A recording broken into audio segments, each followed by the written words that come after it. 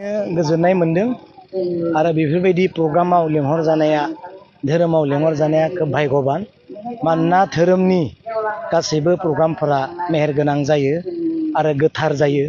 बेयाव बे धोरोमनि प्रग्रामफोराव सोरखौबा बासियालासे लेंहरनाय जायो। बयखौबो उन्दै गेदेर धोनि निखावरि बयखौबो लानानै बे मोनसे धोरोमनि हाबाफारि बेयाव फैनो मोननानै आं गोजोननाय मोनदों आलासि हिसाबै लेंहरनायनि थाखाय। आरो आं बेवहाय बेखौनो बुंदों जेब्ला जों धोरोमाव थायो जेब्ला जों इसोरखौ जों मोननो हास्थायो इसोरनि गियान इसोरनि बुद्धि इसोरनि अननायखौ जों जेब्ला मोननो हास्थायो अब्ला जोंनि साननाय नोजोर गासैबो गोथार जायो आरो रावनिबो जोङो इनाय साननो हाया सोरखौबा गाज्रि साननो हाया गुबुननि गाज्रि मावनो जों गोसो जाया। जिखि जाया जोङो धोरोमाव जेब्ला थायो अब्ला जोङो मोजां खामानिखौ मावनो जों गोसो जायो। आं बेखौ बेवहाय बुंथिदों आरो लोगोसे जोंहा बेवहाय गोदान माबाया नङा होमबा गोदान जोंहा जिल्ला थानसालि बेयाव लुफुंदों। बे थानसालिया दाबो फिसायैनो दङ। बेखाय जोंहा जिहेथु बेफोरखौ नायनांगौआ सरकारनि दायित्व।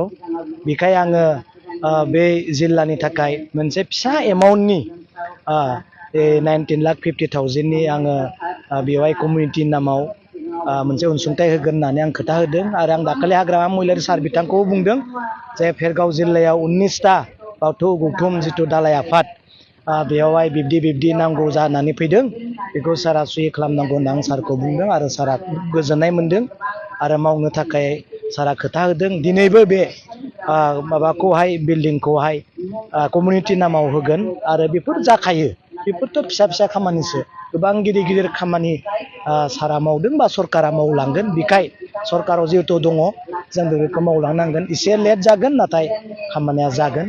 दा आं बे भेरगाव जिल्लानि बाथौनि धोरोमनि दैदेनगिरि बिथांमोनखौ आं गोसो गोरबोजों हामबाय होनदों आरो बिब्दिनो लोगो मोनबाय थागोन होनना आङो फोथायो।